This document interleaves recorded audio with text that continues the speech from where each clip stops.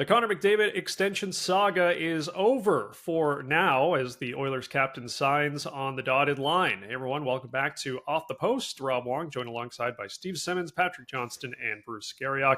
And guys, all summer long, we wondered if Connor McDavid would sign an extension with the Oilers. There was talk from McDavid about a feeling he would have, talk about short-term, long-term, and even no term at one point. But 2 days before the Oilers open the season, McDavid agrees to a 2-year extension at an incredible $12.5 million on the AAV, deciding to not even take a raise at this point. Steve, this is a pretty unprecedented contract by a top player in any pro sport. How surprised are you by not only the extension, but the terms?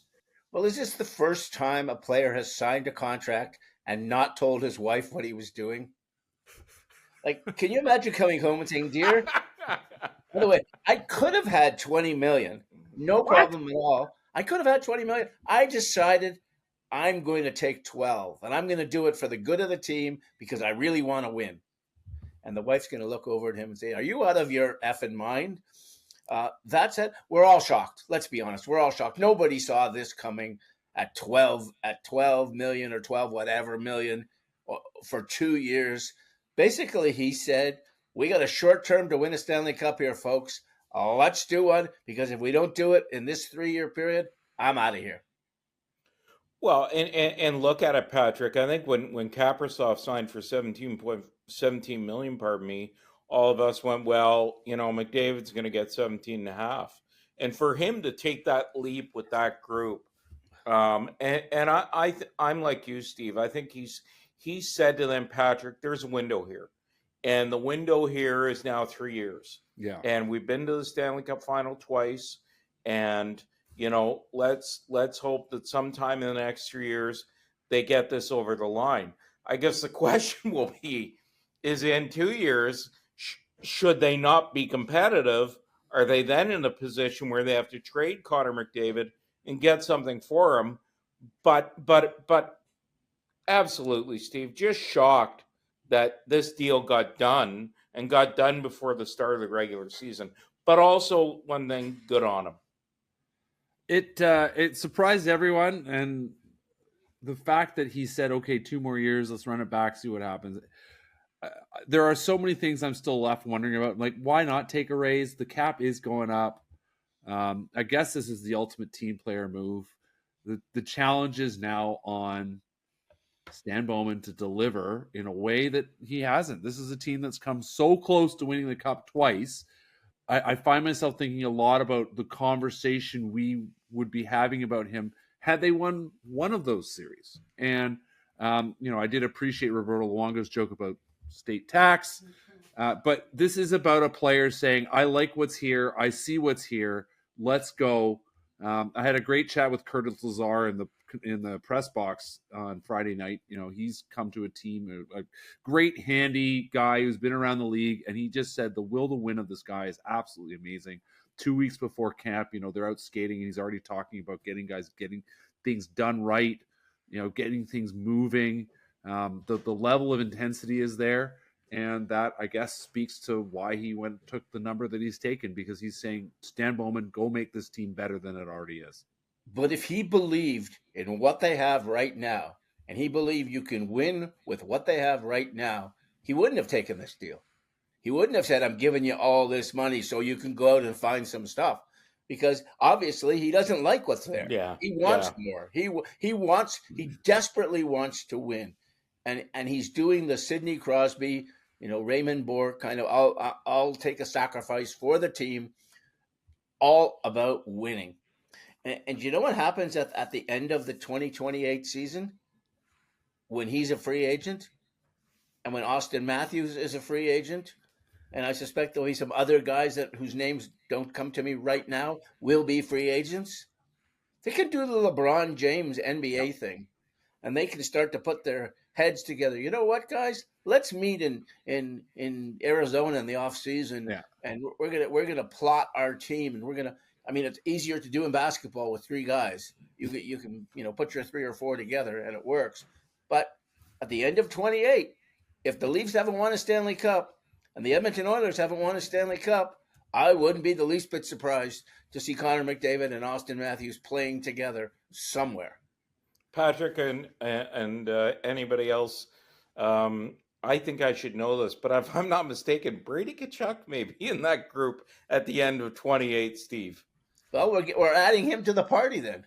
We're gonna, you got 20. This isn't basketball. Basketball, you need 3 or 4. Hockey, you need 7 or 8. Brady Tkachuk is in your 28 list here, Bruce. So there you go. Thank you. Yeah, I thought so. Yeah. Okay, what's the story on Makar? What's the story on? You're just writing my column for tomorrow. Keep going. You can start running through now. Who's at the end of next year? Bobrovsky's up. Yeah. Hey, if Edmonton doesn't win this year, my first phone call, Bobrovsky, what are you doing next year? You want to leave for Edmonton? But for a lot of those years in Florida, though, Steve, and we're getting way off track here. But Bobrovsky was a disappointment, right? But they put a better team around him. He was awfully good when it mattered most. Yeah. The last 2 years, and he's the money goalie in hockey right now.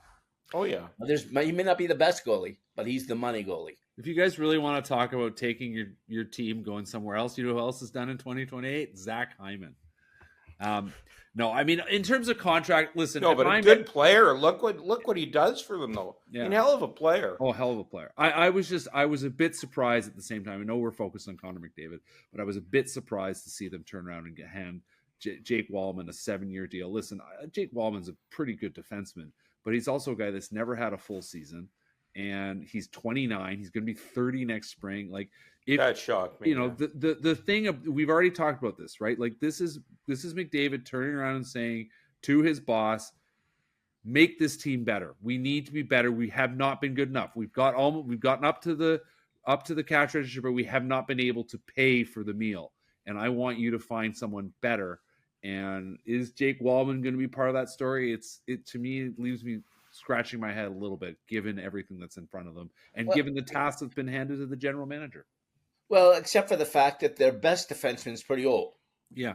And so if their best defenseman is pretty old and we don't know if he's going to be any good in 3 years from now, then you look around and say, what are we going to have? Yeah. And the one beauty of the cap going up while McDavid's salary is coming down and all that is it gives you the ability to go and find pieces. Yeah. So Stan Bowman, who when he was in Chicago with the Stanley Cup teams, what did he do at the end? He kept selling off pieces. That's what they did. You won the cup and you got rid of players. Well, they're going to have to find players to add in there because I don't know about you guys. I love McDavid. I adore Leon Draisaitl, and I don't really like, other than Zach Hyman, much of the rest of the team. Nope. Yeah. Nope. It's going to be a challenge and with those guys. I don't like them in goal. I don't think those are Stanley Cup winning goaltenders. Well, look, we know how difficult it is just to make the Stanley Cup finals, and they've done it back-to-back years. Are they going to do it 5 years in a row? I think that would be a little unprecedented as well. So if you're a player agent, Bruce, or even a high-caliber player, I can only imagine what you thought after seeing that deal sign the other day. Do you feel as though this may have any impact on future negotiations for teams and their star players, or is this a special one-off? Well, no, I think there are probably agents out there who are disappointed in Connor McDavid and his camp. I'm sure that I had spoken to an agent who, days before this, who said he should not give them any kind of hometown discount whatsoever. Forget the hometown discount. Get as much as you can. The NHL wanted a salary cap. Well, get as much of the salary cap as you can. And look, I was told this a long time ago about negotiations. Everybody acts in their own best interests. Connor McDavid felt it was in his best interests to stay in Edmonton, see if he can win a Stanley Cup there in the next 3 years, and give the Oilers a hometown discount. Sidney Crosby has basically been playing for probably less than he's worth in Pittsburgh for his whole career.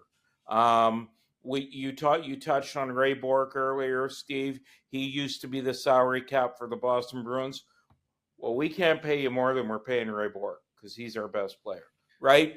So I think that there's a balance here, but I still think, Rob, that every player is going to act in their own best interest.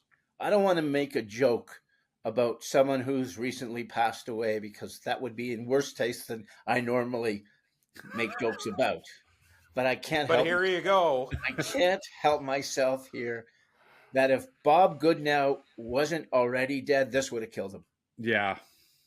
Like, Bob Goodnow would have fought tooth and nail against this kind of deal being signed, because he believed that when you were part of the union, you were there for everyone, and you were there representing all of the players. And if you're the best one, that means you should be paid the most. Yeah. And, bless Connor McDavid for doing what he thinks is best for him. Because, I know a lot of players who were pressured into signing deals they didn't necessarily want to sign, because that's the way the union did things under Goodnow's leadership. I was thinking exactly that. Like the way players are able to ratchet salaries up for each other. And listen, we've already talked about Kirill Kaprizov and the huge deal he signed. I mean, as soon as we saw that, immediately we started thinking about Quinn Hughes here in Vancouver. Yes. Yeah. I do not expect that Quinn is going to sit back and go, oh, Connor McDavid did that. So there will still be players that are going to go out chasing after the salary they deserve, given everything else. But yeah, absolutely agree with Steve. The way McDavid's can't handle this. I mean, it is in his own interest, I guess, if he wants to really wants to deliver a cup to the city of Edmonton. And so city of Edmonton, I suppose, could be happy about that. But if you are an NHL player, you're looking at the best guy in the league and saying, really, man? Can I touch on the Hughes brothers for 1 second? Can you imagine being parents and you got 3 kids, 25 and under, and you think you're doing a nice job and you're hoping as a dad or a mom, boy, I hope they make a living.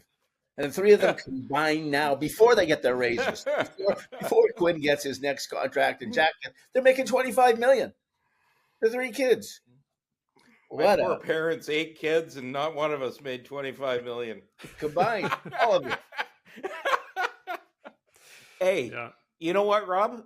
I figured out we've learned nothing over the summer. They completely ignored your questions, right? And just went off on tangents. Now, Patrick, I have a question for you. Are you going to will those Canucks to the playoffs so you can join the great Eastern writers who got to cover it was 2024 was so much fun, Bruce. Yeah, I think, listen, if they don't make the playoffs, this will be a catastrophic season, not just because Quinn Hughes will surely leave after that. But the way the Pacific Division is set up right now, I mean, San Jose is not going to be good. Seattle's not very good. And Anaheim obviously have been making some moves, but they're still not going to be very good. So by default, the Canucks should make the playoffs. And so if they don't, it's just been a complete and total disaster. Elias Pettersson hasn't played well. This youth movement, they've suddenly find themselves one of the younger teams in the league, but that is not going to be an excuse. That should be a reason why this team should be moving forward. But if Demko's healthy. Yeah, exactly. That's the big if, right? Yeah. If Demko's healthy, they should make the playoffs. And he looks healthy, and they play. He's a top 5, top 6 NHL goalie. Well, he was Rob, I didn't mean to do this in 2024. So, yeah, listen, the team here. There's a lot of things to like about this team. They're far from perfect, but I am hoping that this will be a fun year. Obviously, rookie head coach, but much more interesting coaching staff than I think people realize. A couple of former AHL head coaches working with Adam Foote. I am hopeful, for selfish reasons, that this is going to be a far more interesting year than what I had to deal with last year. Well, look, to be honest, I was secretly hoping McDavid wouldn't sign so we'd have something to talk about all season long. But now we can talk about Quinn Hughes and what his future might be in Vancouver. So I'm fine with that, Bruce. I think you teed it up pretty well when it comes to the Vancouver Canucks. But as always, leave your thoughts in the comment section below. For Bruce Garrioch, Patrick Johnston, and Steve Simmons, I'm Rob Wong. Thanks for watching, and we'll talk to you next time.